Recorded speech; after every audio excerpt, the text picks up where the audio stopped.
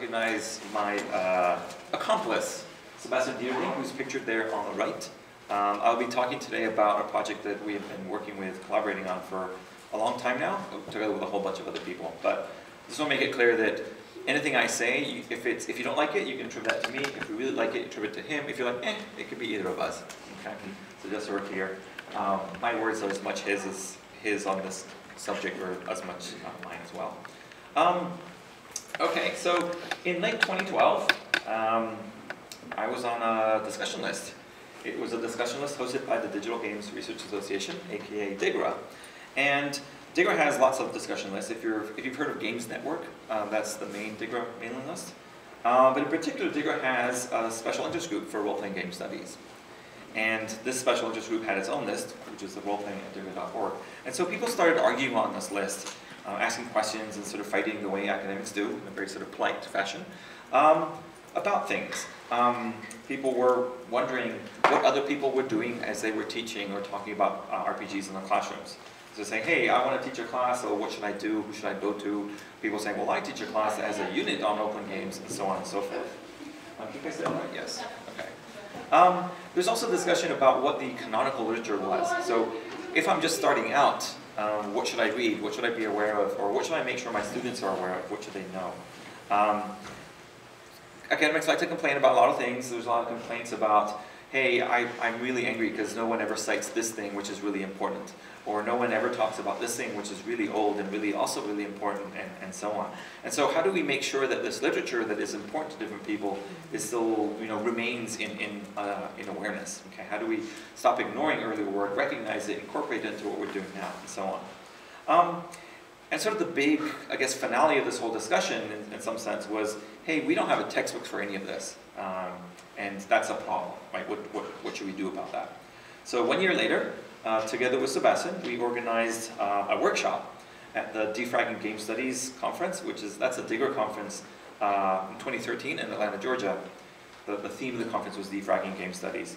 And this workshop was called Role-Playing Game Studies, a Handbook. And our goal was to gather researchers, academics, scholars from wherever they might have been into a single room to talk about this question of, like, this textbook that we don't have, what should it be like? And if you're interested in this textbook coming into existence, hey, why don't you show up at the room and you can help shape that discussion.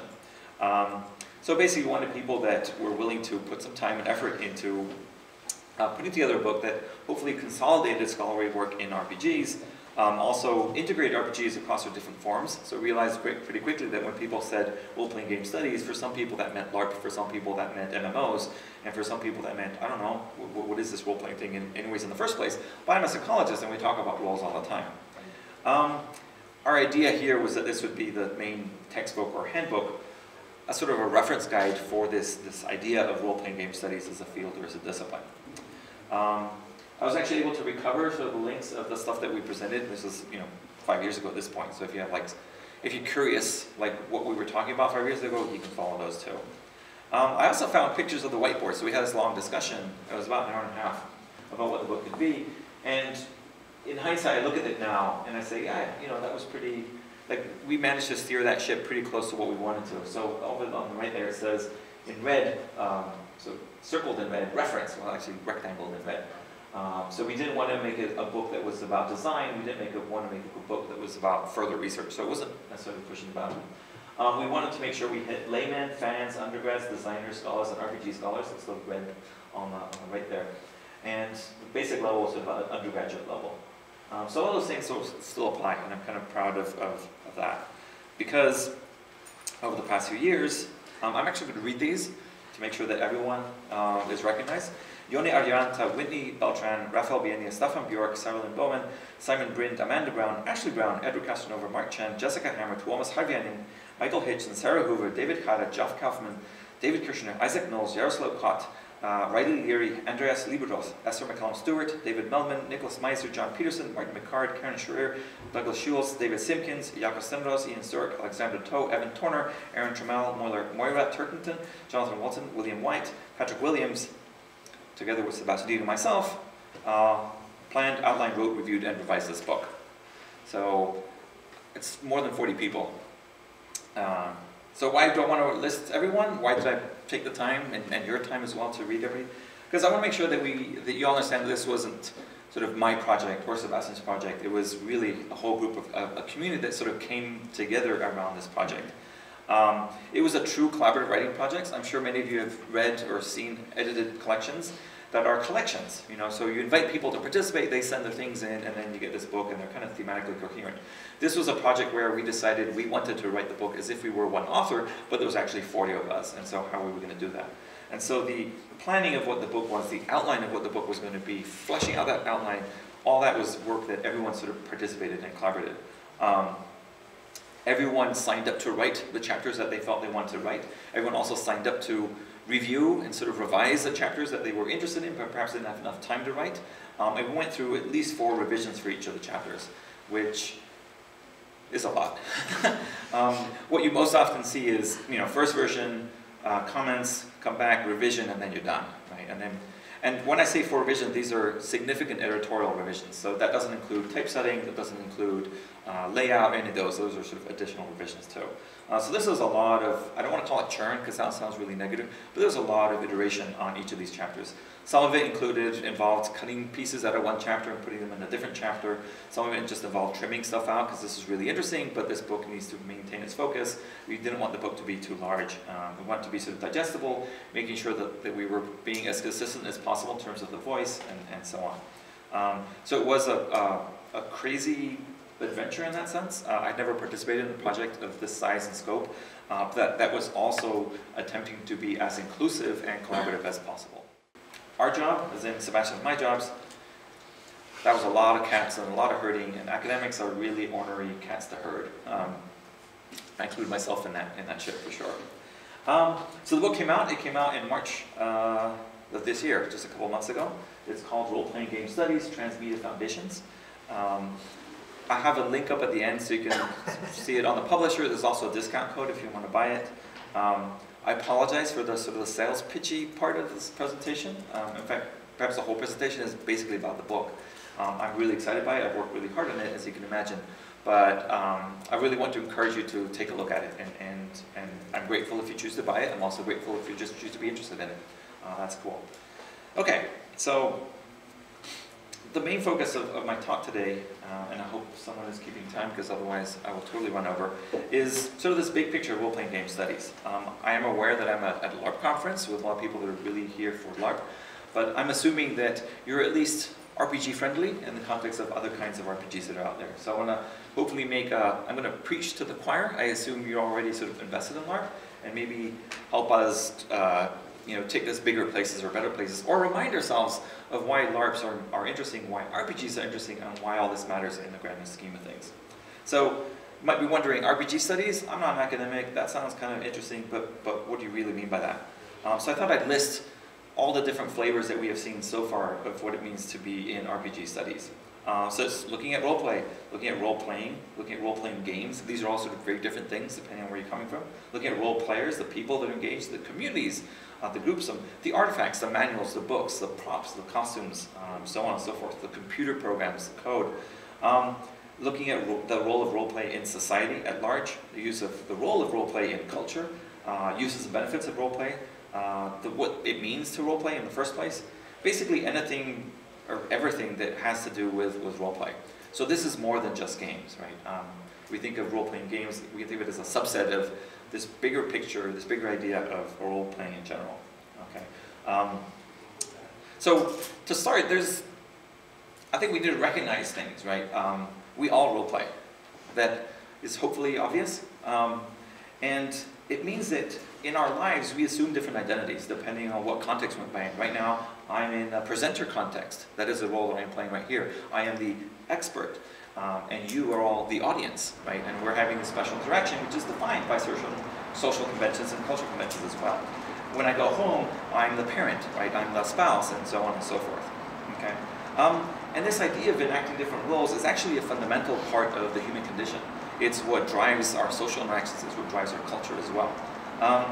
And in particular, we have a very specific form of cultural expression, which are games.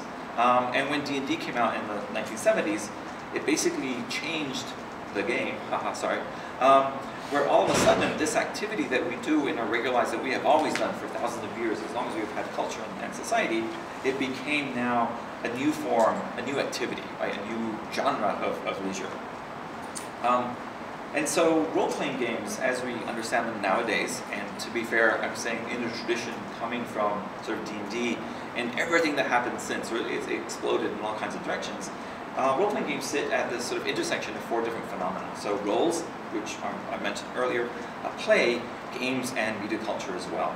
Okay? So in order to understand role-playing games, we need to examine them in the context of these 4 phenomena.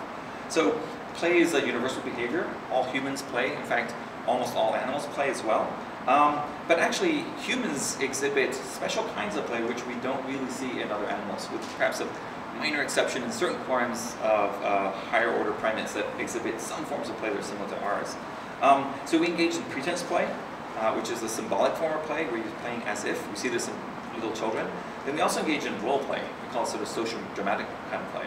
And then, I don't want to say at the end of this, there's also rule play, which is when people think about games, that's what most often comes to mind, this idea that you're managing your play behavior based on certain rules and agreed delimiters into that activity. And so role-playing games exist along this entire continuum to a certain extent, right? So a 3-year-old role plays, but in the sense of pretense, for example. When they say, oh, my bunny is alive and I can talk to my bunny, or I'm not going to put the bunny to sleep, and those kinds of activities as well. Games are interesting, and role-playing games are interesting because they navigate this distinction between role play as an activity and rule play. It's sort of role play now has rules, and that's what makes it slightly different. It makes it kind of weird, and game scholars prior to D&D coming out made this distinction. They say, well, there's playing make-believe and there's games that have rules. And all of a sudden there's this new game that comes along that is both of those at the same time, and it got really complicated for a while. RPGs also involve roles, right, which are fundamental in our identities, in our self-concept, in our awareness of who we are as we move through life, as we navigate our social relationships and interactions and so on. And so understanding that in a role-playing game, you're already playing a role of a player, and in addition, you might be playing the role of a character, it makes it sort of actually kind of different and kind of weird in ways that we hadn't thought about before. I might be the brooding scientist in the life, but I'm also a player. I'm also a conference attendee. I'm also, there's all these things that get layered on top of each other. Okay, so players are not characters, but this also ties into cultural traditions and rituals. Maybe some of you in this room have recently graduated and you had to put on a special robe and attend a ceremony. You were playing a role in a sort of cultural ritual that matters, right? As a professor, I had to wear a different robe, and there's a certain amount of performance that I have to do for my students, right? It creates a special place in time, right? If you go to mass, if you go to a funeral, if you go to a wedding, these are all social occasions where we play specific rules, even within certain rules as well, okay? And also RPGs sit at a really interesting moment. So media culture has exploded in terms of its importance, its significance, and the recognition it gets. And role-playing games kind of sit at the heart of a lot of that. Right? Many of you might have gone to see the Avengers movie, and you say, well, Avengers, comic books, fan culture, adolescent culture, teens, and so on. Like, games are in there, right? They are at the seat of all of those things. They're sort of the heart of fandom in many ways. Okay. In the book, we have this picture, kind of explain that. But we also want to study RPGs because they give us insights into play, a better understanding how do we understand play more generally by looking at a specific case of role-playing games. We can also understand have insights into roles, is that if this is what you do in the game, you can also bring a lot of those insights out into the real world, right? Or the rest of the world if you want as well, okay? We can understand why people behave in certain ways. We can understand a lot about what happens on Twitter right now and in politics by understanding RPGs as well, because we see a lot of times those same behaviors as well. RPGs have been incredibly important and influential in the context of games writ large. In the video game world, which is much larger in terms of dollars, they talk about RPG tropes as a thing, and that it literally comes explicitly from tabletop, right? And also understanding media culture and the role it plays in society as well. In RPGs, we see a lot of experimentation around IP, around governance, about new business models and forms of labor, and so on. So that makes them interesting as well. And I like to think that role-playing games are just intrinsically interested, but I don't think I need to convince you guys of this. So, why the book? Well, we wanted to gather and collect. We wanted to bridge silos across different disciplines. A lot of times, LARP scholars might not be talking to tabletop scholars, might not be talking to MMO scholars, and so on. They're learning things and finding things that can inform each other. We also wanted to create these entry points into other disciplines as well. Role-playing isn't exclusive to games, it's inclusive to those of us in this room. If you're a psychologist, you're an educator, economist, if you're a communication scholar, you've all dabbled and talked about role-playing at different moments in time. So we really wanted to give an interdisciplinary, cross-cultural, and transmedia synthesis of the state-of-the-art of RPG research. How's that for a mouthful? So that's sort of this inner circle. Let's talk about these different forms that matter. But at the same time, also look at these other disciplinary perspectives. I'm not going to read them because I'm running out of time, but for each of these, we wanted to provide a short intro to the field. If I'm not a psychologist, well, what is psychology? What does they care about? How are RPGs seen in that field? Why are they interesting for that field? And what kind of work has been done already that might inform the work I want to do in my area? So that was sort of our outer circle.